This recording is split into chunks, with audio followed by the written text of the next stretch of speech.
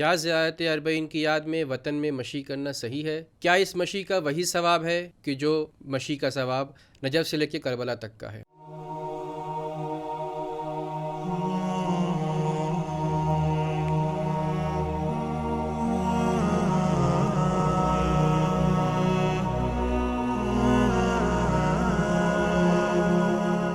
اعوذ باللہ من الشیطان الرجیم، بسم اللہ الرحمن الرحیم۔ السلام علی الحسین وعلی علی ابن الحسین وعلی اولاد الحسین وعلی اصحاب الحسین۔ عزادارو، جیسے جیسے محرم قریب آتا ہے، ہر عزادار کی یہ تمنا ہوتی ہے کہ امام حسین کے غم کو منانے کے لیے کسی طریقے سے وطن پہنچ جائے۔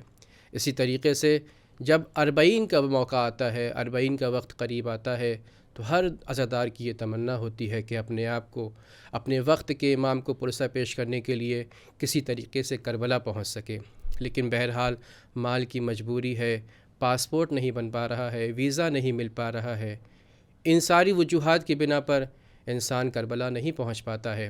عزاداروں کی اسی دلی کیفیت کو بیان کرتے ہوئے فیروز صاحب فرماتے ہیں کہ راستہ جتنا ہو دشوار مگر جائیں گے، یا علی کہتے ہی سرحد سے گزر جائیں گے، اپنے روضے کی زیارت پہ بلا لو مولا، کربلا ہم نہیں جائیں گے تو مر جائیں گے۔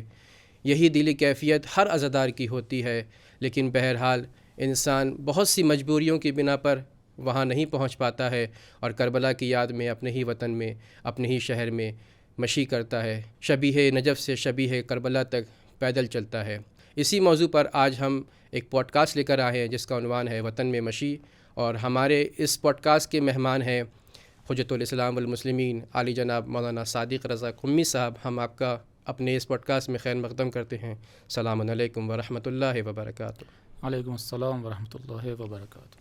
ساتھ ہی ساتھ ہمارے اس پوڈ کاسٹ میں موجود ہیں ہمارے دوسرے مہمان حجت الاسلام والمسلمین عالی جناب مولانا سید سکندر کاظم تقوی صاحب۔ ہم آپ کا بھی اپنے اس پوڈ کاسٹ میں خیر مقدم کرتے ہیں۔ السلام علیکم ورحمۃ اللہ وبرکاتہ۔ وعلیکم السلام ورحمۃ اللہ۔ ناظرین کرام، جیسا کہ ہمارے اس پوڈ کاسٹ کا عنوان ہے وطن میں مشی، تو بہرحال کہیں نہ کہیں انسان کا ذہن پہنچتا ہے کہ انسان امام کی زیارت کے لیے جا رہا ہے۔ اپنے اصل عنوان پر آنے سے پہلے ہم یہ دیکھ لیتے ہیں کہ خود لفظ زیارت سے ہم کیا مراد لے سکتے ہیں۔ کیا لفظ زیارت سے مراد یہ ہے کہ انسان کسی طریقے سے اپنے آپ کو امام کے روضے پر پہنچائے، امام کے حرم میں پہنچ جائے، اسے زائر امام کہا جاتا ہے، یا زیارت کا مفہوم اس سے عام ہے اور اس کی ڈیفینیشن کچھ اور ہے؟ آئیے اسی جواب کو ہم حاصل کرتے ہیں حجت الاسلام والمسلمین عالی جناب مولانا صادق رضا قمی صاحب سے۔ اعوذ باللہ من الشیطان الرجیم، بسم اللہ الرحمن الرحیم، الحمدللہ والسلام علی رسول اللہ وعلی آلہ آل اللہ۔ جی، بہت اچھا سوال ہے۔ پہلے ہم کو سمجھنا پڑے گا کہ زیارت کے معنی کیا ہیں۔ زیارت لغت میں اصل ملاقات اور دیدار کو کہا جاتا ہے، اور جب اس لغت کو دوسری کتابوں میں دیکھا جاتا ہے تو علماء فرماتے ہیں اور لغت دان لکھتے ہیں کہ حضور الزائر عند المزور، یعنی کیا؟ یعنی زائر جس کی زیارت کے لیے جا رہا ہے اس کے سامنے حاضر ہو۔ تو یہ لغت میں ہے کہ ایک انسان اپنے مکان سے اس مکان تک پہنچے جہاں اس کو زیارت کرنا ہے، اسے زیارت کہتے ہیں۔ لیکن جب ہم روای کتابوں میں ملاحظہ کرتے ہیں تو ہمیں اس لغت کے ساتھ ساتھ ایک اور بات بھی سمجھ میں آتی ہے، وہ یہ ہے کہ ہمارے یہاں زیارت ملاقات کے ساتھ ساتھ اس میں تقدس بھی پایا جاتا ہے، اسی لیے ہم انبیاء کی زیارت اور اہل بیت کی زیارت پہ زیادہ توجہ کرتے ہیں۔ یہ تو رہی زیارت کی ایک ڈکشنری کی تعریف تھی کہ ڈکشنری میں زیارت کا کیا معنی ہے۔ آئیے ہم جانتے ہیں کہ عرف عام میں اور اصطلاح میں زیارت کو کیا کہتے ہیں۔ اعوذ باللہ من الشیطان الرجیم، بسم اللہ الرحمن الرحیم، اللہم صلی علی محمد و آل محمد۔ بہت بہت شکریہ اس پوڈ کاسٹ میں شرکت دلانے کے لیے اور اس پوڈ کاسٹ میں مجھے دعوت دینے کے لیے۔ میں تمام ناظرین کی خدمت میں ایام عزاداری جو چل رہے ہیں، ایام شہادت امام حسین علیہ الصلوۃ والسلام اور ایام اربعین کی مناسبت سے تعزیت پیش کرتا ہوں، تسلیت پیش کرتا ہوں۔ انشاءاللہ ایک مفید ڈسکشن رہے گا۔ اس سے پہلے کہ میں آپ کے سوال کا جواب آپس میں ڈسکشن کے طور پر پیش کروں، یقیناً ہماری عوام ایک حد تک ان الفاظ سے، ان ٹرمینالوجیز سے ایک حد تک کہ آشنا ہوگی، لیکن خالی ایک وضاحت کے طور پہ کہ جو ہم لوگ لغوی کہتے ہیں تو ہم لوگ کا مقصد یہ ہوتا ہے کہ ڈکشنری کے اندر کیا کس طریقے سے ورڈ عرب لوگوں نے استعمال کیا ہے اس زمانے میں، اور جب ہم لوگ آ کر کہتے ہیں کہ اصطلاحی تعریف کیا ہے تو ہم لوگ وہ ٹیکنیکل تعریف کہنا چاہ رہے ہوتے ہیں کہ مثلاً علماء جب اپنی کتاب میں لکھتے ہیں کہ زیارت اس طریقے سے ہے یا زیارت اس طریقے سے ہے تو وہاں پہ ان کا مقصد کیا ہوتا ہے، یا مثال کے طور پر اگر کسی روایت کے اندر ہم کو یہ ٹرم مل رہا ہے تو اس کا مطلب وہاں پر کیا ہوگا. تو جیسا کہ مولانا نے بیان فرمایا کہ یہ جو کیفیت ہے، یہ جو عمل ہے، عمل زیارت، یہ حضور الزائر عند المزور ہے. تو یہ جو عمل انجام دیتے ہیں یا جو عبادت ہم لوگ انجام دیتے ہیں، اس میں 2-3 کہہ سکتے ہیں ایلیمنٹس ہیں، ارکان ہیں. ایک زائر ہے جو انسان ملاقات کرنے جا رہا ہے، ایک مزور ہے جس کی ملاقات کی جا رہی ہے، اور ایک یہ کیفیت ہے کہ جب ہم یہ عمل انجام دے رہے ہیں تو اس کو زیارت کہتے ہیں. جب اصطلاحی اور ٹیکنیکل تعریف کی طرف ہم لوگ آتے ہیں تو یہاں پر عام کیفیت سے بڑھ کر ایک اس کے اندر ایک اسپریچول ایسپیکٹ رہتا ہے، ایک تقدس بھی آ جاتا ہے. اس کا مطلب یہ ہوا کہ ہر ملاقات کو ہم لوگ مذہب تشیع کی اصطلاحات کی زبان میں ہم لوگ اس کو زیارت نہیں کہیں گے جب تک کہ یہ ملاقات کسی نبی یا اہل بیت علیہ السلام کی کسی فرد سے نہ ہو. اب ظاہر سی بات ہے اس زمانے میں ہمارے امام زمانہ اجل اللہ تعالیٰ فرج شریف جو ہیں ان سے ہمارے لیے ملاقات کرنا ممکن نہیں ہے. تو ہم لوگ ان کی قبور پر، اہل بیت علیہ السلام کی قبور پہ جب ہم ملاقات کرنے کے لیے جاتے ہیں، انبیاء گرامی سلام اللہ علیہم کی قبور پہ جب زیارت کرنے کے لیے جاتے ہیں، ملاقات کرنے کے لیے جاتے ہیں، تو ہم لوگ اس کا عنوان زیارت کا عنوان رکھتے ہیں. تو اس کو ہم کہہ سکتے ہیں کہ ٹیکنیکل زبان میں زیارت کہا جاتا ہے. تو یہ تو رہی زیارت کی معنی کہ زیارت کا کیا ڈیفینیشن ہے، کیا میننگس ہے. اب ہم جانتے ہیں کہ خود کتابوں میں امام حسین علیہ السلام کی زیارت کی کیا فضیلت بیان کی گئی ہے اور کیا ان کے فضائل بیان کیے گئے ہیں زیارت کی. جی، آپ کو جیسے معلوم ہے ہمارے حدیثی کتابوں میں ایک کتاب کا نام ہے کامل الزیارات کی، جو ابن قولوی قمی زیارت اہل بیت علیہ السلام کے بارے میں روایت کو اکٹھا کیے ہوئے ہیں کہ تقریباً 750 روایت اس میں موجود ہے. لیکن قابل غور بات یہ ہے کہ اس میں 600 روایت خود امام حسین علیہ السلام کی ذات سے منسوب ہے. 600 روایتیں، 600 روایت، جی. یعنی کہا جائے 80% سے زیادہ روایت مولا حسین السلام کی زیارت، ان پر بکا گریہ اور عزاداری کے عنوان سے منسوب ہیں. اور صرف یہ ہماری کتابوں نہیں بلکہ خود اہل بیت کی سیرت میں ہمیں ملتا ہے کہ اصحاب آتے ہیں، ہم سے عرض کرتے ہیں کہ مولا ہم آپ سب اہل بیت کو چاہتے ہیں لیکن ہمارا لگاؤ اور ہمارا رابطہ محمد حسین سے الگ ہے. تو امام فرماتے ہیں یہ تمہاری بات نہیں ہے بلکہ ہم اہل بیت کی بات بھی یہی ہے. تو اس سے نتیجہ ملتا ہے کہ امام حسین علیہ السلام کی زیارت، ان پر گریہ و بکا، ان پر عزاداری اور ان کی زیارت بخصوص ایک خاص معنی رکھتی ہے. اسی لیے اہل بیت ہم کو ایک خاص توجہ دلا رہے ہیں. یعنی ایسا نہیں ہے کہ خالی زیارت کی بنسبت، مجھے لگتا ہے کہ خود خصائص حسینیہ کے عنوان سے کافی کتابیں بھی ہم لوگ کے پاس موجود ہیں کہ جس میں متعدد کہہ سکتے ہیں ایسے جوانب ہیں کہ جو امام حسین علیہ السلام سے مخصوص، مثلا امام کی ولادت کی کیفیت آپ دیکھ لیں، خود امام کی بنسبت جو احترام رہا ہے نبی گرامی اسلام صلی اللہ علیہ وسلم کا، اور مزید اور بھی جو کیفیات ہیں، آپ کی شہادت کی کیفیت جو رہی، آپ کے اصحاب کی کیفیت جو رہی، تو ہمیں لگتا ہے کہ واقعاً امام حسین علیہ السلام کی بنسبت جو خاصیت ہے اور جو خصوصیت ان کی بیان کی جاتی ہے وہ واقعی قابل غور ہے. اور حتیٰ ائمہ کے درمیان بھی بعد والے اماموں میں بھی دیکھا گیا ہے کہ جہاں پر کسی نے آ کر مثال کے طور پہ مقایسہ کر دیا، موازنہ کر دیا کہ دیکھیے امام حسین بھی ایسے تھے، آپ بھی ایسے ہیں، تو باقاعدہ اماموں نے اس بات پہ تصریح کی ہے کہ آپ موازنہ نہ کیجیے. امام حسین علیہ السلام کی کیفیت اور ان کی منزلت الگ ہے اور باقی اماموں کی منزلت الگ ہے. فضائل امام حسین علیہ السلام اور ان کی زیارت کے سلسلے میں یہ ساری گفتگو تھی. ہم دیکھتے ہیں کہ جب انسان زیارت کرتا ہے امام حسین علیہ السلام کی تو اس کے دل و دماغ میں یہ فکر رہتی ہے کہ جب انسان اپنے آپ کو زری تک پہنچا دے، روضے تک پہنچا دے، حرم کے قریب چلے جائے، اسی وقت انسان زائر امام حسین کہلاتا ہے. کیا یہی عنوان صادق آتا ہے کہ انسان زائر امام اسی وقت کہلائے گا کہ اپنے آپ کو؟ یہ بہت بڑا مسئلہ ہے آج کل. یعنی ہم لوگ جب بھی زیارت پر جاتے ہیں تو ہم نے اپنے ساتھیوں میں بھی دیکھا ہے، اور عام طور سے ہو سکتا ہے کبھی کبھی ہم لوگ کے دل میں بھی یہ بات آ جائے کہ اگر ہم زری تک کے نہیں پہنچے تو اس کا مطلب ہماری کیفیت، ہماری زیارت جو ہے وہ مکمل نہیں ہے، ناقص رہ گئی ہے. تو بہرحال اس کے اوپر ہم لوگ کو ڈسکس کرنا چاہیے اور واقعی اس میں ایک نتیجے تک کے پہنچنا چاہیے. ہم نے ایک بات دیکھی ہے عراقیوں میں بھی کہ وہ اس مسئلے میں، زیارت کے مسئلے میں ایک سادگی کا مظاہرہ کرتے ہیں کہ ایک فرد مثلاً فرض کیجئے بہت دور سے ساتھ میں چلتا ہوا چلا آ رہا ہے، حرم کے اندر انٹر ہوتا ہے، دور سے کہتا ہے السلام علیکم یا ابا عبداللہ یا لبیک یا حسین بولتے بولتے اگر وہ اگر فرض کیجیے جو اندر حرم کا ایریا ہے اس کے اطراف سے بھی گزر جائے تب بھی وہ اپنی زیارت کو کامل سمجھتا ہے. نہ وہ زیارت نامہ پڑھتا ہے سامنے سے، نہ فرض کیجیے زری کو چومتا ہے، نہ زری تک کے کھڑا رہتا ہے کچھ دیر تک کے. تو یعنی دیکھیں بہت عام سی بات ہوتی ہے، وہ گزر جاتا ہے. ہمیں محسوس ہوتا ہے کہ شاید وہ جو دلی کیفیت اور وہ کنیکشن جو دو لوگوں کے درمیان کریٹ ہوتا ہے، اگر وہ امام سے ہم برقرار کر لیں تو بیشتر یہ ایک زیارت کی کیفیت محسوس ہوتی ہے. جی جیسا کہ آپ کو معلوم ہے کہ اصل جو کہا جائے فلسفہ زیارت جی یا آداب زیارت میں جو موجود ہے، فلسفہ زیارت اس کے تعریف سے معلوم ہے کہ حضور الزار عند المزور. عند القبر الگ بات ہے، عند القبر کی بات نہیں ہو رہی، قبر کے پاس جا کے زیارت کرے وہ الگ بات ہے. لیکن پہلی بات یہ ہے کہ زیارت میں یہ ہے کہ زائر مزور کے سامنے حاضر ہو. اب بات ہے کہ مزور کون ہے؟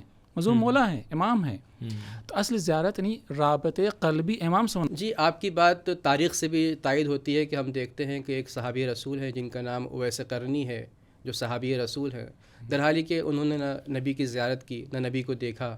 صحابی اسے کہا جاتا ہے کہ جو رسول کے ساتھ رہے، رسول کے ساتھ زندگی گزاری ہو. لیکن کہاں اویس قرنی یمن میں رہنے والے اور کہاں رسول خدا مدینے میں رہنے والے.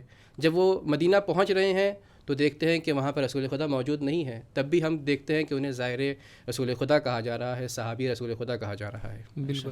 یعنی فی الواقع ہم لوگ اگر دیکھیں تو زیارت کے اندر یہ زاویہ بہت امپورٹنٹ ہے کہ جو انسان آ رہا ہے اس کو معلوم ہو کہ وہ کس سے ملنے کے لیے جا رہا ہے، معنوی طور پہ اسپریچول طور پہ وہ کنیکٹ کرے اپنے آپ کو اپنے امام سے جس کی زیارت کے لیے وہ جا رہا ہے. لیکن عین ممکن ہے کبھی وہ ذریح تک کہ نہ پہنچ پائے. یا فرض کیجئے کہ جو آج کل ذریحیں ہم لوگ کے سامنے ہوتی ہیں حرم میں، یہاں پر اصل قبر تو نہیں ہوتی ہے، اصل قبر تو نیچے ہوتی ہے عام طور سے، تو ہم لوگ پھر بھی اصل قبر تک کے نہیں پہنچ پاتے ہیں. لیکن مجھے لگتا ہے کہ ایک زاویہ یہاں پر بچتا ہے کہ مکانی اعتبار سے بھی، یعنی جسمانی اعتبار سے انسان یہ چاہتا ہے کہ قبر کے جتنا قریب ہو سکے اتنا پہنچے. تو اس زاویے سے اچھا ہے زری تک کے جا کے بوسہ لیں، صحیح ہے. لیکن یہ کیفیت ذہن میں نہ ہے کہ اگر ہم زری تک کے نہیں پہنچ پائے تو ہماری زیارت ناقص ہے. جی اگر پہنچ گئے تو اچھی بات ہے، لیکن کسی کو مار پیٹ کر، کسی کو کوہنی مار دیا اور کسی کو دھکا دے دیا اور کسی کا گلا دبا دیا اور فلاں کا ایسی کیفیت آ جاتی ہے کبھی کبھی کہ یعنی انسان اس کے ذہن میں صرف یہ ہدف رہتا ہے کہ ہم زری تک کے پہنچ جائیں، چاہے ہم 4 لوگ کو زخمی کر کے زری تک کے پہنچیں. نہیں، یہاں پر آپ 4 لوگ کو جو زخمی کر رہے ہیں، امام جس کی بارگاہ تک کہ آپ جانا چاہ رہے ہیں قطعاً وہ اس کام سے راضی نہیں ہے. بالکل. تو بہرحال اس چیز کو ہم لوگ کو یقیناً ذہن میں رکھنا چاہیے کہ زیارت ایک عالی مفہوم ہے، ایک اس سے بڑھ کر مفہوم ہے کہ آپ صرف ذریح تک کے پہنچیں، حالانکہ یہ بھی اس کا ایک حصہ ہے. یعنی انسان زیارت کا مطلب یہ نہیں کہ انسان اپنے آپ کو روضے تک پہنچائے، بلکہ انسان کے دل میں اگر معرفت ہے اور معرفت کے ساتھ امام کو یاد کر رہا ہے تو وہ بھی زائر امام حسین ہے. وہ ہندوستان میں ہو، پاکستان میں ہو، اپنے دل کی گہرائی سے اگر امام کو یاد کر رہا ہے تو وہ بھی زائر امام حسین ہے. اسی طرح ایک روایت ہمیں ملتی ہے کہ جناب سدیر ہیں، امام صادق علیہ السلام کے صحابی ہیں. امام سے فرماتے ہیں کہ اے سدیر، کیا ہمارے حسین علیہ السلام کی زیارت کے لیے چاہتے ہو؟ مولا کہتا ہے ہم کہاں، ہمارا وطن بہت دور ہے، کربلا بہت دور ہے، ہم کیسے جا سکتے ہیں؟ تو مولا فرماتے ہیں کہ کچھ خاص طریقے سے کہ چھت پہ جاؤ یا آنگن میں جاؤ اور دائیں بائیں طرف دے کر کے آسمان کی طرف اشارہ کر کے مولا حسین علیہ السلام کی قبر کی طرف رخ کر کے کہو صلی اللہ علیہ یا ابا عبداللہ 3 مرتبہ. تو اگر یہ عمل انجام دو گے تم زائر حسین علیہ السلام قرار پاؤ گے.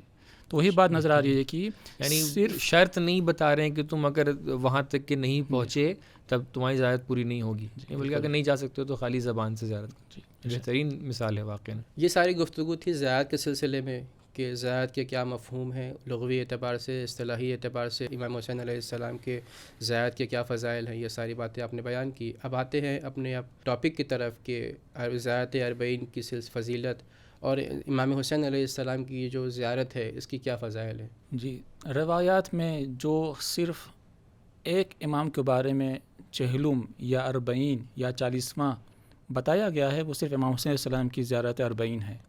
جیسا کہ ہمارے 11ویں امام حضرت امام عسکری علیہ السلام فرماتے ہیں کہ علامت المؤمن 5، یعنی ایک مومن کے لیے 5 علامتیں ہیں. اس میں سے صلاۃ و 51 یعنی 51 رکعت نماز ہے، و زیارت الاربعین اور زیارت اربعین ہے، و تختم بالیمین اور دائیں ہاتھ میں انگوٹھی پہنا، و تعفیر الجبین اور اپنے پیشانی کو خاک پر رکھنا، والجہر بسم اللہ الرحمن الرحیم، یعنی بسم اللہ الرحمن الرحیم کو نمازوں میں بلند آواز سے پڑھنا. تو ہمیں نتیجہ ملتا ہے کہ ایک مومن کی علامت جو ہمیں مولا فرما رہے ہیں وہ کیا ہے کہ زیارت اربعین بجا لیا جائے. اور یہ زیارت اربعین صرف امام حسین السلام کے لیے ہمیں تاریخ میں نظر آتی ہے، اور کسی امام کے لیے، کسی دوسرے معصوم کے لیے نہ 10واں ہے، نہ 40واں ہے، نہ کوئی اور دوسرا ہے. صرف امام حسین علیہ السلام کی خاصیت ہمیں نظر آ رہی ہے.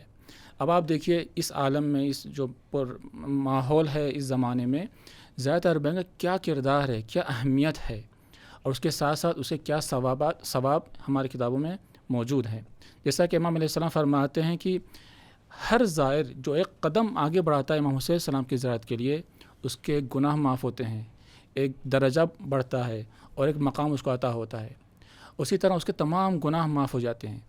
ایک مثال کے طور پر ایک روایت میں 1 درجہ ہے، ایک روایت میں 100 درجہ ہے، ایک روایت میں 1000 درجہ ہے. یعنی ہر ایک قدم پہ ہر ایک قدم پر 1000 درجہ. یا دوسری بات میں کہ ہر ایک قدم پہ 1000 حج مقبول، 1000 عمرے مقبولہ اور 1000 حسنہ. اب ممکن سوال سمجھ میں آئے کہ کیسے ایک جگہ روایت میں 1 حج ہے، ایک جگہ 1000 حج ہے، ایک جگہ 1 حسنہ، ایک جگہ 1000 حسنہ ہے. تو ممکن ہے وہی جو آپ نے فرمایا تھا کہ انسان کی معرفت کی بنا پر یہ ثوابات دیے جاتے ہیں. تو ہمیں سمجھ میں آیا کہ اربعین ایک خاص زیارت مولا حسین علیہ السلام کے لیے جو تمام عاشقان امام حسین کے دل میں یہ تڑپ موجود ہے کہ ان لقتل حسین حرارۃ فی قلوب المؤمنین لا تبرد ابدا. اس حرارت کی وجہ سے انسان مومنین کے دلوں میں یہ حرارت پائی جاتی ہے جو کبھی بھی ٹھنڈی نہیں ہوگی، اور اس زمانے میں اربعین کی شکل میں ہم کو دکھائی دیتی ہے. تو جب یہ اربعین امام حسین علیہ السلام کی فضیلت اتنی زیادہ ہے، پہلے اتنی کم رنگ کیوں تھی؟ ہم دیکھتے ہیں کہ پہلے اتنی زور و شور سے لوگ جوق در جوق جیسے آج جا رہے ہیں کربلا کی طرف. ہو سکتا ہے اس میں کئی زاویے نکالے جا سکتے ہیں. پہلی بات تو یہ کہ پہلے جو وہاں پر پولیٹیکل سچویشن تھی عراق کی، وہ اتنی ہموار نہیں تھی کہ وہاں پر آسانی سے آ جا سکے، اور لہٰذا ہم دیکھتے ہیں شاید سن 2001-2 میں جب سے وہاں پر حالات بہتر ہوئے ہیں، تب سے ایک کیفیت دیکھنے کو ملی ہے کہ ہر سال پچھلے سال سے بہتر کیفیت رہی ہے زیارت کے حوالے سے. مزید یہ کہ ہم لوگ جس زمانے میں رہ رہے ہیں وہاں پر یقیناً تمام کے تمام افراد وہ معرفت جو ان کو رکھنا چاہیے وہ نہیں رکھتے ہیں. عین ممکن ہے کہ جو امام حسین علیہ السلام کی معرفت ہے، اہل بیت علیہ السلام کی معرفت ہے، وہ دھیرے دھیرے ان کے دلوں میں بڑھ رہی ہے. ہو سکتا ہے کہ ہم لوگ بھی عنوان ہیں، ہم لوگ حوزے میں بہرحال طالب علم ہیں، آپ لوگ تو علماء ہیں، میں اپنی بات کر رہا ہوں. تو ہم لوگ کی بھی خامیاں، ہم لوگ کی طرف سے ہم لوگ کی کاوشوں میں کمی، ہم لوگ کی کوششیں کم رہیں تو ہم لوگ نہیں پہنچا پائے. ہو سکتا ہے کہ ان ایام میں یا ان سنوات میں، ان برسوں میں ہم لوگوں نے شاید کچھ ہم جیسے لوگوں نے محنتیں کی ہیں اور لوگوں تک کہ وہ معرفت پہنچائی ہے کہ جو امام حسین السلام کے حوالے سے ہونا چاہیے. تو ہو سکتا ہے یہ دھیرے دھیرے ایک اسپیکٹ اس کے اندر نظر آ رہا ہوں. ایک اور زاویہ یہاں پر اگر اجازت دیں تو میں بیان کروں، وہ یہ کہ ہم لوگ دھیرے دھیرے امام وقت کے ظہور کی طرف بھی تو بڑھ رہے ہیں. اب یقیناً ہم لوگ کو پتہ نہیں کہ کس دن، کس سال، کس مہینے اور ہفتے میں امام کا ظہور ہوگا، لیکن قطعاً جتنا زمانہ گزرتا جا رہا ہے، جتنے ایام گزرتے جا رہے ہیں، ہم لوگ امام کے ظہور سے قریب ہوتے چلے جا رہے ہیں. تو ہو سکتا ہے کہ یہ ایک طریقے سے ایک آمادگی، ایک تیاری ہو رہی ہے ظہور کی. بہت سی ایسی چیزیں دکھتی ہیں، مشابہ چیزیں جو ہم نے پڑھ رکھی ہیں کہ جب امام زمانہ آئیں گے تو بہت سی علامتیں ہوں گی کہ ہر جگہ لوگ ایک دوسرے کی مدد کرنے کے لیے دوڑیں گے. یہاں پر ہم لوگ دیکھتے ہیں ایسے ہی ہے. بالکل. یعنی ہم لوگ دیکھیں جو دنیا ہے آج کل کی، وہ ایک الگ طرف جا رہی ہے. یعنی پوسٹ ماڈرنزم اگر دیکھا جائے تو وہ ایسی ایک دنیا بنائی جا رہی ہے، بن رہی ہے کہ جہاں پر آپ دن بدن بہت زیادہ میتھمیٹیکل بنتے چلے جا رہے ہیں. 2 4 والی بات کیجئے اور زندگی میں کامیاب رہیے. کہاں پر ہمیں سود زیادہ ملے گا، پروفٹ زیادہ ملے گا، وہاں پر ہمیں جانے کے لیے بتائیے. کہاں پر ہمارا نقصان کم ہوگا، وہاں پر جانے کے لیے بتائیے. کہاں پر ہم اپنے بارے میں سوچ پائیں گے، وہاں پر جانے کے لیے بتائیے. کسی اور کے بارے میں فکر نہ رہے، کون ہمسایہ ہے، کون رشتہ دار ہے، کون کیا ہے، نہیں ہمیں ان کے بارے میں نہ بتائیے. لیکن یہ جو راستہ ہے نجف سے کربلا کا، یہاں پر یہ ساری دنیا کا برعکس ہو رہا ہے. بالکل. یہی اعتراض کرنے والے بھی اعتراض کرتے ہیں کہ یہ جو آپ اربعین میں زیارت پہ جا رہے ہیں، یہ پیسہ خرچ کر رہے ہیں، یہ محنت کر رہے ہیں، یہ وقت ضائع کر رہے ہیں، کتنا ہی بہتر ہوتا آپ یہ پیسہ، یہ وقت اور یہ جو محنت کر رہے ہیں کسی اچھے کام میں کرتے. کسی کی مدد کر دیتے، ہاسپٹل بنا دیتے، غریب کی مدد کر دیتے. خیر یہ ہے کہ ہاسپٹل بنانے کے لیے انسان کے اندر جذبہ ایثار کی ضرورت ہوتی ہے. ہاسپٹل بنانے کے لیے انسان کے اندر فداکاری کی ضرورت ہوتی ہے. یہ فداکاری جب تک کہ اس کو سکھائی نہیں جائے گی تب تک کہ وہ نہیں بنا پائے گا. وہ سیکھنے کے لیے انسان کو محنت کرنی پڑتی ہے. وہ یہ محنت یہی کربلا اور نجف کا راستہ ہے کہ جب یہاں سے گزرتا ہے انسان اور دیکھتا ہے کہ ایسے ایسے لوگ ہیں کہ جو سال بھر محنت کر کے کماتے ہیں تاکہ صرف یہاں راستے پر آ کر خرچ کر دیں، تو انسان کو سمجھ میں آتا ہے کہ ایثار کیا ہوتا ہے. جب انسان کو دکھائی پڑتا ہے کہ یہاں پر کوئی بوڑھا ہے، وہ رات کے 3 بجے اپنے بستر سے اٹھ جاتا ہے نیند سے تاکہ کوئی زائر چلتا ہوا آ رہا ہے وہ تھک گیا ہے تو وہ سو جائے، تو انسان کو سمجھ میں آتا ہے کہ ایثار کیا ہے. جہاں پہ سمجھ میں آتا ہے کہ جس کے پیر نہیں ہیں وہ شخص بھی آ کے راستے پر بیٹھ کر دوسروں کے پیروں کو دباتا ہے. حتیٰ وہ بچہ آ کے جس کے پاس کچھ نہیں ہو سکتا ہے، وہ ایک ٹیشو پیپر لا کے سامنے رکھ کے کہتا ہے کہ دیکھو میرے اندر بھی یہ جذبہ ایثار ہے کہ میرے پاس اگر صرف یہ ٹیشو پیپر ہے تو بھی میں دوسروں کو دینے کے لیے تیار ہوں. آپ بھی جب اربعین کے لیے گئے ہوں گے نجف سے کربلا، آپ نے بھی یہ فداکاری اور یہ ایثار دیکھا ہوگا. جی بے شک بے شک. یعنی انسان متحیر ہو جاتا ہے کہ کیا کہے. یعنی انسان اس کو شرم آتی ہے کہ کیا میں ظاہر ہو سکتا ہوں جب یہ بوڑھی عورت، یہ بوڑھا آدمی، یہ بچہ اپنے کو کھینچتے کھینچتے کربلا کی طرف لے جا رہا ہے، یا وہ انسان جو موقع پہ لگائے ہوئے پورے سال بھر کمایا ہے اس کو حسین کی راہ. یہاں تک کہ سنا ہے کہ دلہن جو ہوتی ہے وہ اپنے جو بستر جو ہوتے ہیں وہ صرف اس لیے چھوڑ دیتی ہے کہ ظاہر امام حسین اسے پہلے استعمال کرے، بعد میں میں اسے استعمال کرتا. اللہ یہ معرفت کا درجہ کیا درجہ ہے کہ انسان اپنی چیزوں کو، اگر ہم لوگوں نے اب تو ماشاءاللہ سے اتنے زائرین دنیا بھر سے آتے ہیں کہ کوئی نئی چیز کسی کے لیے نہیں بچی، اور اتنے ویڈیوز وغیرہ لوگ دیکھ چکے ہیں.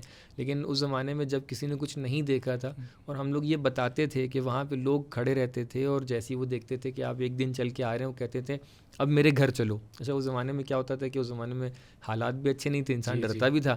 تو انسان کو ڈر لگتا تھا کہ یہ انسان ہمیں پکڑ کے یہاں سے لے کے جا رہا ہے، کیا پتہ وہاں پہ قتل کر دے، کیا پتہ کچھ کر دے. تو انسان ڈرتا تھا.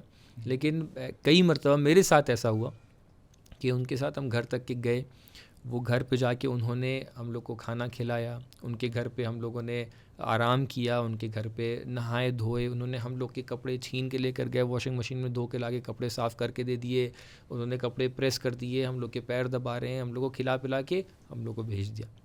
تو یعنی انسان سوچتا ہے واقعاً ہم لوگ اگر اپنے آپ کو ایک مجلس کر کے ایک تبرک بانٹ کے اپنے اوپر فخر کرنے لگتے ہیں، دیکھو اتنا اچھا تبرک بانٹا تھا، یہ ایسی شیرمال تھی، ایسا جو بریانی تھی، فلاں تھا. وہاں پہ آ کے ہم لوگوں نے دیکھا جب لوگوں کو بتاتے تو لوگ یقین نہیں کرتے تھے. یعنی جو اشکال کر رہے ہیں کہ جو تم پیسہ صرف کر رہے ہو، یہ جو محنت کر رہے ہو، یہ جو وقت لگا رہے ہو اربعین زیارت امام حسین کے لیے، یہ اشکال بیجا ہے. کیوں؟ اس لیے کہ جب انسان زیارت امام حسین کے لیے اربعین پر جاتا ہے تو وہاں پر فداکاری کا درس سیکھتا ہے، ایثار کا درس سیکھتا ہے. لیکن ہاں معترضین اعتراض کرتے رہتے ہیں، اعتراض کرتے ہیں کہ جب آپ اربعین پہ جاتے ہیں تو بہت سی ایسی چیزیں جو دنیا نے اپنے آپ کو بنا رکھا ہے کہ ایک اسٹینڈرڈ ہوتا ہے کہ انسان جھوٹا نہ کھائے، کسی کا جھوٹا پانی نہ پیے، جھوٹا کھانا نہ کھائے. لیکن ہم دیکھتے ہیں اربعین امام حسین کے موقع پر کہ لوگ جھوٹا کھانا کھا رہے ہیں، ایک ہی پلیٹ میں کھانا کھا رہے ہیں، ایک جو پانی استعمال کر چکے ہیں اسی پانی کو دوسرا زیادہ یوز کر رہا ہے. مسئلہ یہ ہے کہ جو ہماری فکر ہے اور جو دشمن کی فکر ہے وہ دونوں آپس میں اختلاف ہے. ہمارے یہاں یہ ہے کہ سور مومن شفا، مومن کا جھوٹا ہے وہ شفا ہے. لیکن اگر ہم نہیں مان رہے تو وہ الگ بات ہے. یا اگر کسی ذات کی خدمت ہم کر رہے ہیں، ہم کو پتہ ہے اس کی اہمیت کیا ہے، اب دوسرے کو نہیں پتہ تو ہماری غلطی کیا ہے. اب آپ دیکھیے کہ روایات میں ایسی سے روایت موجود ہے کہ اگر ایک انسان کسی ذات کی خدمت کرے اس کو کتنے ثوابات اور اجر خدا متعالی عطا فرماتا ہے. مثلا اگر انسان ایک زائر کو اس راہ میں لگا دے کہ آپ زیارت حسین کے لیے جائیے تو خدا فرماتا ہے کہ میں اس کو 1000 مجاہد کا ثواب دیتا ہوں، یا 1000 شہید کے ثواب اس کو عطا فرماتا ہوں. اور حتیٰ مثلا آپ کسی کو اگر زیارت پہ بھیج رہے ہیں یا کسی کو باعث بن رہے ہیں کہ کوئی زیارت پہ جا رہا ہے تو ہم لوگ کے پاس کتنی روایتیں ایسی ہیں کہ من سن سنۃ حسنۃ فلہ اجر مثلھا. یا مثال کے طور پہ کہ اگر کوئی انسان، پیغمبر اکرم صلی اللہ علیہ وسلم سے روایت ہے کہ اگر کوئی انسان کسی دوسرے انسان کو اچھے کام کرنے پر ہدایت دے تو وہ خود بھی اس اجر میں شامل ہوتا ہے. تو یہ جو لوگ خدمت کر رہے ہیں، پہلی بات تو یہ جو لٹا رہے ہیں، پیسہ خرچ کر رہے ہیں، خدمت کر رہے ہیں، کھانا لے کے آ رہے ہیں، یہ خود زیارت میں شامل ہیں. تو اب اگر انسان اکیلا جا کے زیارت کرتا، فرض کہ میرے پاس 10 روپے تھے، اب یہ 10 روپے میں خود جا کے زیارت کر لیتا تو مجھے 1 زیارت کا ثواب ملتا. اب 10 روپے لٹا کے اگر میں 100 لوگ کو کھانا کھلائے دے رہا ہوں، 10 لوگ کو کھانا کھلائے دے رہا ہوں تو مجھے 10 ہزار کا ثواب مل رہا ہے. جو لوگ کیلکولیٹ کرتے ہیں وہ ایسے آگے کیلکولیٹ کر لیں. جی جیسے آپ نے فرمایا، میں اس میں ایک بات ایڈ کرنا چاہتا ہوں کہ یہ جو مشی اربعین ہے یہ دراصل مشن اربعین کو آگے بڑھانے کے لیے ایک اہم کردار ادا کر رہی ہے. بے شک. تو مشن اربعین کیا ہے؟ امام صادق علیہ السلام زیادہ اربعین میں کیا فرماتے ہیں امام حسین علیہ السلام کے بارے میں؟ وبذل مہجته فیک لیستنقذ عبادک من الجہل وحیرۃ الضلال. یعنی امام حسین علیہ السلام نے اپنے خون دل کو، خون جگر کو اللہ کی راہ میں ایسا قربان کیا، ایسا بذل کیا. کیوں؟ تاکہ انسانوں کو جہالت و گمراہی سے نجات دے سکے. بے شک. تو یہ جو زیارت امام حسین باعث ہدایت ہے، تو مشی اربعین باعث ہدایت ہے. تو اگر کوئی انسان اس راستے پر کوئی خرچ بھی کر رہا ہے تو ہدایت کے راستے پر خرچ کر رہا ہے. بالکل. یعنی کہہ سکتے ہیں کہ اگر ہم لوگ وہ جو پوائنٹ ابھی پہلے ڈسکس بھی کر رہے تھے امام وقت کے حوالے سے، تو اگر مشن اربعین کو دیکھا جائے، یعنی امام حسین علیہ السلام کا مشن کیا ہے کہ یہی جو عوام ہے، یہ جو لوگ ہیں، یہ لوگ آخری امام تک کے صحیح سالم پہنچ جائیں تاکہ وہ حق باقی رہے، لوگوں کو حق کی پہچان باقی رہے. آخری امام جب آئیں گے ان کو ایسے لوگ چاہیے نا کہ جو حق و باطل کو سمجھ سکیں. تو اب ایک تو حق و باطل کو سمجھ سکیں، پھر شرعی اور اسلامی جو اقدار ہیں ان کے اوپر باقی رہ سکیں، ان کو پتہ ہو کہ کیا صحیح کیا غلط ہے. آپ نے بہت ساری مثالیں دیں کہ مثال کے طور پہ سور المومن کی بات آ رہی ہے، فرض کیجئے اپنی فکر چھوڑ کے دوسروں کی فکر کرنے کی بات آ رہی ہے، برادر مومن کی مدد کرنے کی بات آ رہی ہے، دوسروں کو کھانا کھلانے کی بات آ رہی ہے. یہ تمام تر علامات کب کی بیان ہوتی ہیں کہ جب امام آئیں گے تو جو سماج اور جو جامعہ وہ کریٹ کریں گے وہاں پہ تقریباً یہ ساری کی ساری صفات اور اقدار موجود ہوں گے. تو ایک طریقے سے امام حسین علیہ السلام کے غم نے، آپ کی زیارت نے ایک راستہ ہمارے لیے بنایا کہ جو راستہ اگر اپنے بہترین اس پر پہنچ جائے، پیک پر پہنچ جائے، تو کانہو یہی سارے ملینز لوگ کہ جو نجف سے کربلا تک کے جا رہے ہیں اور راستے میں سیکھتے ہوئے جا رہے ہیں، ٹائم پر نماز پڑھنی ہے، ٹائم پر دعا پڑھنی ہے، جمعہ ہے تو اس کے اندر دعا ندبہ پڑھے لے رہے ہیں، امام سے توسل کر رہے ہیں، امام کے لیے گریہ کر رہے ہیں، مصائب کر رہے ہیں، اہل بیت کی معرفت کو بڑھا رہے ہیں، اقدار انسانی کو ایک طریقے سے انسان سازی وہاں پر ہو رہی ہے. تو یہاں پر یہ ملینز کی انسان سازی ہو رہی ہے تاکہ کل کو جب امام وقت پکاریں تو یہی لوگ، یہی انسان کہ جو اس راستے کے ذریعے سے انسان بن رہے ہیں، وہ لوگ جا کر امام کی مدد کر سکیں. تو کیا اتنا، وہ کہتے ہیں نا انسان کبھی کچھ چھوٹی چیز کو دے کر بڑی چیز لیتا ہے. ہو سکتا ہے کہیں پر انسان محنت کر رہا ہے تو اس کو پسینہ نکالنا پڑ رہا ہے، اس کے جو اس کی فزیکل مشقتیں ہیں اس کو برداشت کرنی پڑ رہی ہیں، تو وہ اپنی ہیلتھ کو دیتا ہے تاکہ اس کے مد مقابل ایک بڑا فائدہ حاصل کر سکے جو اس کو سیلری ملتی ہے وغیرہ وغیرہ.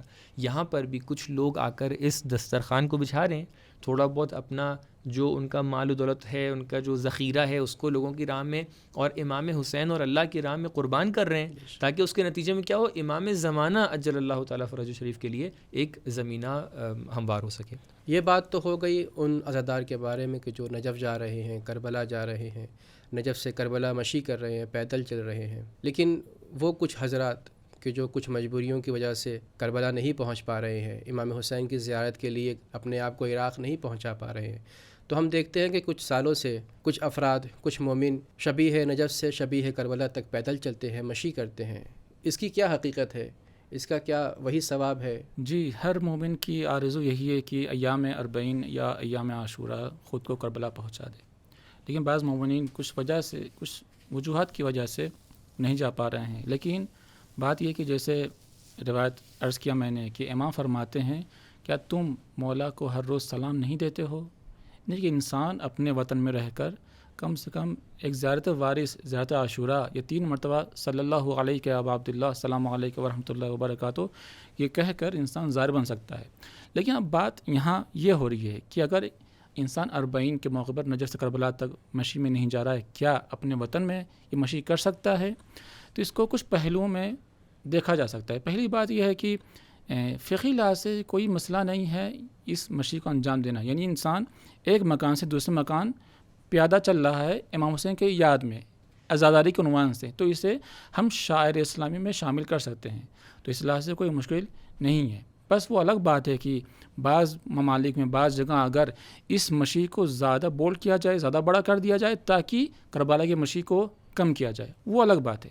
لیکن وہ ایک یعنی کہہ سکتے ہیں اعتراض کے طور پہ الگ چیز آ جائے گی. جی، اگر کوئی ایسا کہہ رہا ہے کہ نہیں ہم اپنے وطن میں کر رہے ہیں تاکہ لوگ کربلا نہ جا سکیں، ایسے کوئی کرتا نہیں ہے. لیکن عاقل انسان، مومن انسان یہ کام نہیں کرتا ہے. جی، مگر نہ ایک جگہ سے دوسری جگہ پیادہ روی یا ماتمی جلوس کی طرح انسان عزاداری کرتا ہوا جائے تو اسے شاہ الہی کہتے ہیں، کوئی خاص مشکل نہیں ہے۔ جی، اس میں مجھے لگتا ہے ایک زاویہ اور بھی نکل سکتا ہے اسی سوال کو دو پہلو میں اگر بانٹا جائے تو ایک تو یہ ہے کہ کیا شبیہیں بنانا ہمارے جو وطن میں رائج چیز ہے، جہاں پہ درگاہیں بہت ہوتی ہیں، درگاہ حضرت عباس ہے فرض کیجئے، شبیہ کربلا بنا دی گئی ہے، شبیہ نجف بنا دی گئی ہے، شبیہ جنت البقیع بنا دی گئی ہے، تو کیا یہ شبیہیں بنانا اپنے آپ میں ایک صحیح کام ہے، صحیح کام نہیں ہے؟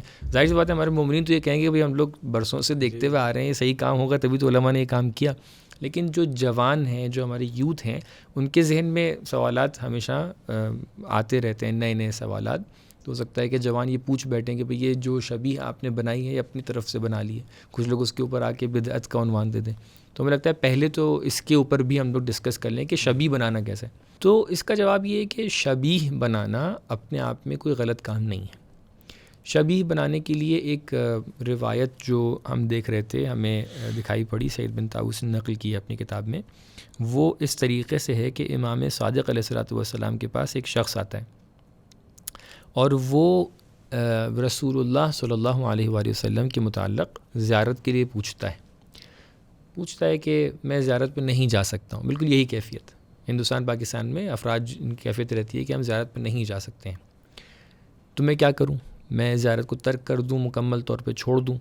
تو امام رسول اللہ صلی اللہ علیہ وسلم کی زیارت کی بنسبت ارشاد فرماتے ہیں کہ ایسا نہ کرو، تم اپنے گھر بیٹھے بھی رسول اللہ کی زیارت کر سکتے ہو۔ لیکن اگر امام یہیں پر رک جاتے تو شاید ہم لوگ کے پاس تفصیلات نہ ہوتیں اور اس میں کوئی توجیہ نکل کے آ جاتی کہ نہیں امام نے کہا ہوگا کہ دل میں زیارت کر لو یا فرض جملے بنا لو، فلاں کر لو، لیکن امام نے جو وہاں پر اس کو انسٹرکشنز دی ہیں کہ تم کیا کیا کام کرو، اس سے ہمیں معلوم ہو رہا ہے کہ حتیٰ شبیہ بنانا بھی کوئی غلط کام نہیں ہے۔ انسٹرکشنز کیا دی ہیں؟ میں آپ کے لیے عبارت پڑھ رہا ہوں کہ امام فرماتے ہیں کہ اذا اردت ذلک، یعنی جب تم زیارت کرنا چاہو رسول اللہ کی، کہاں پر؟ اپنے وطن میں جا کر نہیں، فمثل بین یدیک شبہ القبر، تو اپنے سامنے رسول اللہ کی قبر کی ایک شبیہ بنا لو۔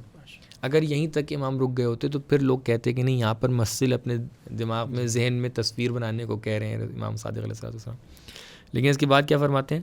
وَاکْتُبْ عَلَیْہِ اسْمَهُ، اور اس مثال اس شبیہ کے اوپر رسول اللہ کا نام لکھو۔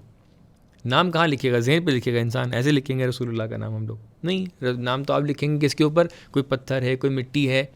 اس کا مطلب یہ ہے کہ فرض کیجئے کہ ہمارے پاس اگر آنگن میں مٹی رکھی ہوئی ہے، ہمارے کہیں کربلا کوئی وقف ہے، کچھ ہے، وہاں پہ جا کے رسول اللہ کی قبر کی شبیہ ایک قبر بنائیں، اس کے اوپر ہم لکھیں ھذا قبر محمد بن عبداللہ صلی اللہ علیہ وآلہ وسلم، یعنی رسول اللہ کا نام لکھیں۔ وَتَكُونَ عَلَى غُسْلٍ، اور یہاں تک کہ بات ختم نہیں ہوتی ہے، اس پہ نام لکھنے کے بعد جو کیفیت وہاں پہ ہوتی ہے اصل قبر پہ رسول اللہ کی، وہی کیفیت تم یہاں پر اجرا کرو۔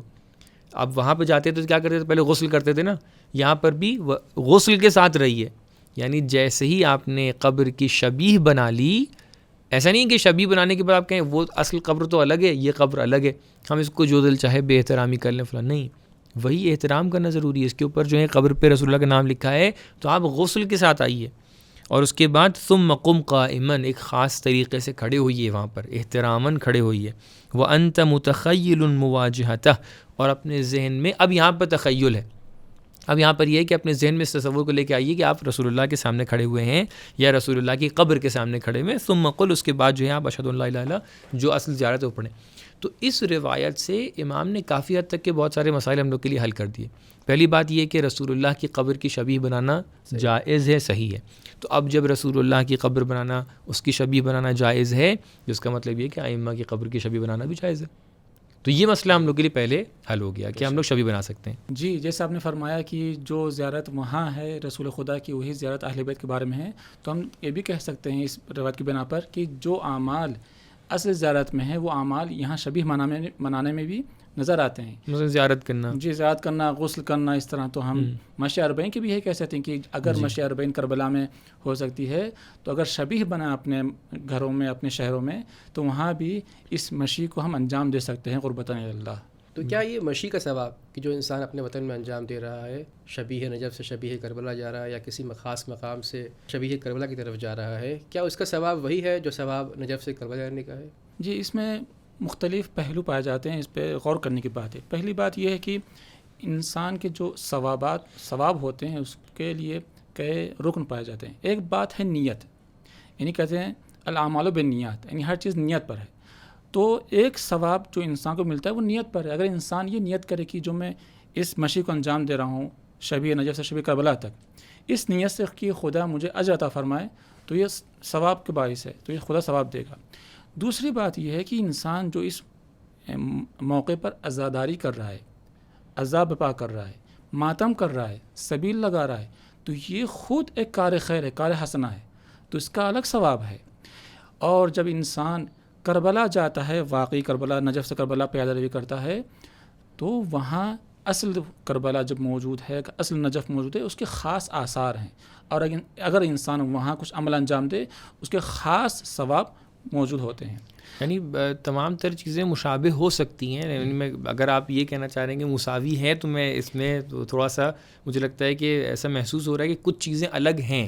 جی میری کہ یقیناً صاف فرض کر لیجئے کہ آپ کہیں کہ شبیہ کربلا ہے تو شبیہ زری بھی بنائیں گے آپ، شبیہ قبر بھی بنائیں گے، تو کیا آپ یہ کہہ سکتے ہیں کہ اس قبر کی مٹی خاک شفا ہے؟ نہیں، یہ نہیں کہہ سکتے، یہ تو ہم نہیں کہہ سکتے۔ تو اس کا مطلب کچھ چیزیں ایسی ہیں کہ جو اصل قبر میں محفوظ ہیں اور اس سے مخصوص ہیں، تو لہٰذا ہم لوگ شبیہ بنائیں، ثواب ایک حد تک کہ مل جائے گا، لیکن جو اصل قبر کا ثواب ہے، وہاں تک کہ جانے کا ثواب ہے، وہ مجھے لگتا ہے کہ وہ اپنی جگہ محفوظ ہے، یعنی وہ کیفیت نہیں مل رہا تھا، جو ہمیں درس وہاں مل رہا تھا نجف میں، ہم مشی کر رہے تھے نجف سے کربلا۔ ہاں، آثار مل سکتے ہیں، یعنی انسان سازی کے آثار مل سکتے ہیں۔ آپ فرض کیجئے جو مجبور ہے، جس کے لیے اصل قبر تک کے جانا بالکل ممکن نہیں ہے، ہو سکتا ہے کہ کیونکہ وہ جانا چاہ رہا ہے تو اس قبر اصلی کے اعتبار سے اس کو یہیں پر ثواب مل جائے، اس نیت کے اعتبار سے، اس نیت کے اعتبار سے۔ جی وہ درس جو وہاں وہ حاصل کر رہا تھا، فداکاری کا درس، ایثار کا درس، کیا وہ یہاں مشی پہ اسے؟ یقیناً دیکھیے، انسان کو معرفت حاصل کرنے میں تو شاید وہ ایک نقطے سے بھی معرفت حاصل کر سکتا ہے، اگر اس کو وہ تمام تر احوال یہاں پر دکھائی پڑ رہے ہیں، سچویشن کریٹ ہوئی جا رہی ہے یہاں کے اوپر بھی، تو وہ قطعاً درس حاصل کر لے گا۔ لیکن ہم لوگ کی بات ہو رہی ہے اس ثواب پر کہ جو قبر سے اور زیارت قبر امام حسین سے حاصل ہو رہا ہے، کیونکہ خود زیارت سے ان تمام تر اقدار اور ان تمام تر جو دروس ہم لوگ کو مل رہے ہیں راستے سے، اصل قبر سے دروس الگ ملتے ہیں، اصل قبر سے فیض ملتے ہیں انسان کو، اصل قبر سے تقدیریں ملتی ہیں، اصل قبر سے انسان کی جنت و جہنم طے ہوتی ہے، تو لہٰذا وہ چیز تو اصل قبر میں ہی موجود ہے، اور یقیناً جو لوگ جا سکتے ہیں ان کے اوپر ایک طریقے سے لازم رہے گا کہ وہاں پر جائیں۔ تو ان ساری باتوں سے ہمیں یہ معلوم پڑ گیا کہ زیارت کی کتنی فضیلت ہے۔ اس سے زیادہ بڑھ کر جب انسان امام حسین علیہ السلام کی زیارت کے لیے جاتا ہے تو اس کی اور فضیلت ہے۔ مشی کی کیا فضیلت ہے؟ جب انسان مشی کرتا ہے نجف سے کربلا، اس کی بہت زیادہ فضیلت ہے، اور جب انسان خود وطن میں رہ کر کربلا کی یاد میں مشی کرتا ہے تو یہ بھی ایک طریقے سے انسان اپنے آپ کو، اپنے اندر انسانیت بیدار کر رہا ہے، کیوں؟ اس لیے کہ اربعین حسینی انسان کی انسانیت کو بیدار کرتی ہے۔ جاتے جاتے ہم چاہیں گے کہ آپ کوئی خاص پیغام ہو تو اس کو بیان کریں۔ جی، جو بحث زیارت میں اور زیارت امام حسین علیہ السلام اور بخصوص زیارت اربعین کے بارے میں جو بات آتی ہے وہ ہے آداب زیارت۔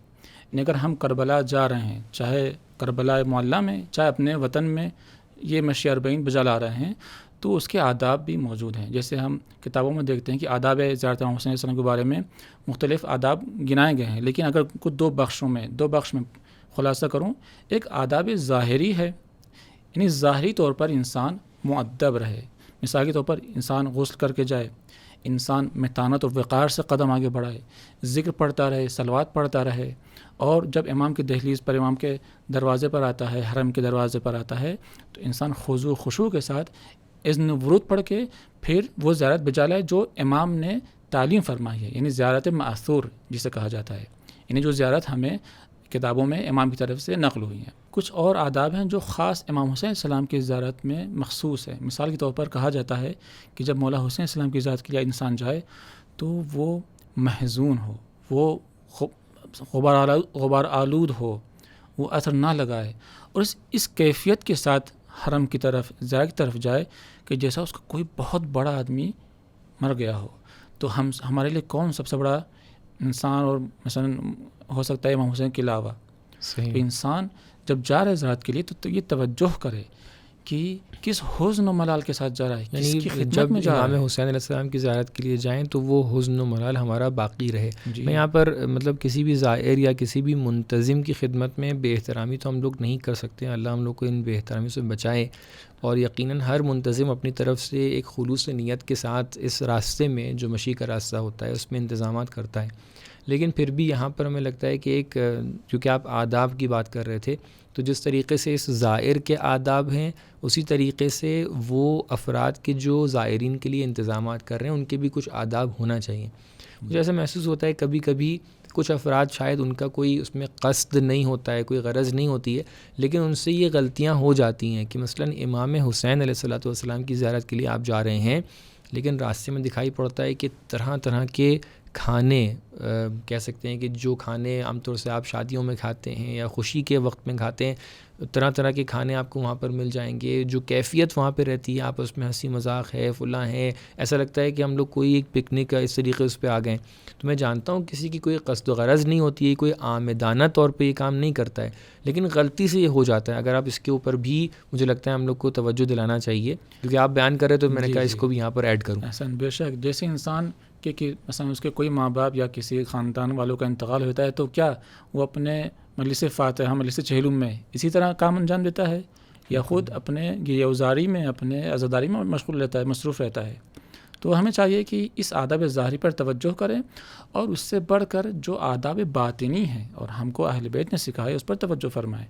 وہ کیا ہے؟ مثال کے طور پر انسان قصد قربت کرے. انسان اپنے گھر سے جو نکل رہا ہے زیارت کے لیے تو وہ قصد قربت کر کے میں خدا کے قرب حاصل کرنے کے لیے، امام کی رضایت حاصل کرنے کے لیے میں زیارت کے لیے جا رہا ہوں. دوسری بات یہ ہے کہ انسان اس قصد قربت کے ساتھ ساتھ، اس اخلاص کے ساتھ ساتھ خدا کی بارگاہ میں تسلیم ہو. اور تیسری بات یہ ہے کہ انسان متواضع ہو. کیوں؟ امام کی خدمت میں جا رہا ہے. جب انسان امام کی بارگاہ میں جاتا ہے تو اس کو متواضع ہونا چاہیے. جیسا کہ علماء فرماتے ہیں کہ بعض مراجع ہوا کرتے تھے، بعض علماء بھی موجود ہیں کہ جب امام کے بارگاہ میں جاتے ہیں تو حرم کا جو شروع والا حصہ ہے جسے آستانے کہتے ہیں، اس کو چوکھٹ کو اس کو بوسہ دیتے ہیں، پھر اندر جاتے ہیں. کیوں؟ اظہار تواضع کرنا ایک مومن کے لیے باعث فخر ہے امام کے سامنے. اور اسی طرح انسان توجہ کرے کہ جو زیارات موجود ہیں اہل بیت کی طرف سے اس کو پڑھے. کیوں؟ اس لیے کہ ہمارا عقل محدود ہے، ہمارا علم محدود ہے، ہمارا گفتار محدود ہے. اور اگر امام کی طرف سے کوئی زیارت معصور ہو، امام کی طرف سے کوئی ہم کو زیارت ملی ہو تو ہمارے لیے بہتر ہوگا اور باعث سعادت دنیا و آخرت ہو سکتا ہے انشاءاللہ. بہت ہی اچھے پوائنٹس آپ نے بیان کیے. آپ کا بھی اگر کوئی پوائنٹ رہ گئے؟ جی، میں یہ بہرحال ایک پیغام کے طور پہ اپنے ویورز کی خدمت میں پیش کرنا چاہوں گا اس بات کو، اور اپنے یوتھ تک کے اس پیغام کو خاص طور پر پہنچانا چاہوں گا کہ پہلی بات تو جو آداب مولانا نے بیان کیے، واقعاً یہ آداب ان کی رعایت کرنا بہت امپورٹنٹ ہے. آپ ان تمام آداب کو ان کی رعایت کرنے میں پوری کوشش کریں، اور اس بارے میں ہماری پوری تمام تر کوشش رہے کہ جو یہ 2 مہینہ 8 دن ہمارے غم کی کیفیت رہتی ہے اس کو ہم باقی رکھ سکیں. حالانکہ جو شروعاتی 10 دن ہوتے ہیں اس میں جو کیفیت ہوتی ہے وہ الگ کیفیت ہوتی ہے، لیکن پھر بھی ان 2 مہینہ 8 دن میں ہم لوگ پوری کوشش کریں کہ امام حسین علیہ السلام کے غم کو اپنے دل میں باقی رکھیں. بالخصوص جب ہم لوگ زیارت پر جا رہے ہیں، وہ تمام لوگ واقعاً خوش نصیب ہیں کہ جن کو زیارت اربعین نصیب ہوتی ہے، اور ان کی یہ علامت ان کے مومن ہونے کی لوگوں کے سامنے آتی ہے. اللہ تعالیٰ ان کی زیارتوں کو قبول فرمائے، اور ان سے گزارش ہے کہ وہ بہترین زیارتوں کو، تمام تر وہ معصور اعمال اور زیارتیں جو آئی ہیں ان پہ عمل کرنے کی کوشش کریں. خدا را اپنی طرف سے کوئی نئی چیز ایڈ کرنے، کوئی نئی چیز بنانے کی کوشش نہ کریں. ائمہ طاہرین علیہ السلام نے بہترین طریقے، بہترین روشیں ہم لوگ کو سکھائی ہیں، اس کے اوپر عمل کریں.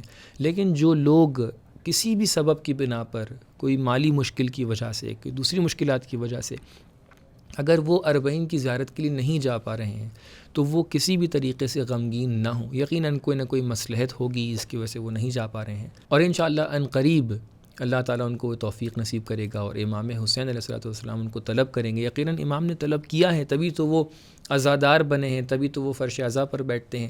انشاءاللہ وہ دن بھی آئے گا کہ جو مصلحتیں ان کے لیے باعث بن رہی ہیں کہ وہ زیارت پر نہیں جا پا رہے ہیں، انشاءاللہ وہ زیارت پر جائیں گے. تو جو لوگ نہیں جا پا رہے ہیں زیارتوں پر، اس ڈسکشن کا نتیجہ جو نکل کے سامنے آ رہا ہے، میری گزارش ان سے یہ رہے گی کہ وہ اپنے وطن میں، اگر آپ کے یہاں کربلا موجود ہے، اگر آپ کے یہاں نجف موجود ہے، تو آپ لوگ اس کیفیت کو ایجاد کریں کہ جہاں پر آپ نجف سے لے کے کربلا تک کے پیدل چل کے جائیں. ہو سکتا ہے کہ جو آس پاس میں لوگ ہیں ان تک یہ پیغام پہنچے کہ بھئی یہ لوگ پیدل کیوں جا رہے ہیں. ہو سکتا ہے 4 لوگ آپ سے پلٹ کر سوال کریں گے کہ آپ کس کا غم منا رہے ہیں. آپ ان تک کے امام حسین کا پیغام پہنچا پائیں گے، ان تک کے امام حسین کا نام پہنچا پائیں گے. اللہ تعالیٰ اسی توجہ کی وجہ سے، انہی اعمال کی وجہ سے آپ کا نام امام حسین علیہ الصلوۃ والسلام کے اصحاب میں سے، ان کے مددگاروں میں سے انشاءاللہ شمار کرے گا. اور انشاءاللہ تعالیٰ ہم سب لوگ کہ جو اس موضوع پر گفتگو کر رہے ہیں وہ اپنے وقت کے امام کے اصحاب میں شمار پائیں انشاءاللہ. میں آپ دونوں علماء حضرات کا شکریہ ادا کرتا ہوں کہ آپ اپنا قیمتی وقت نکال کر اس پوڈ کاسٹ میں حاضر ہوئے ہیں. امید ہے کہ یہ تمام تر باتیں آپ کے لیے مفید ثابت ہوگی. خداوند عالم سے دعا ہے کہ پروردگار عالم ہمیں اس دنیا میں امام حسین علیہ السلام کی زیارت نصیب فرمائے اور آخرت میں امام حسین علیہ السلام کی شفاعت نصیب فرمائے. والسلام علیکم ورحمۃ اللہ وبرکاتہ.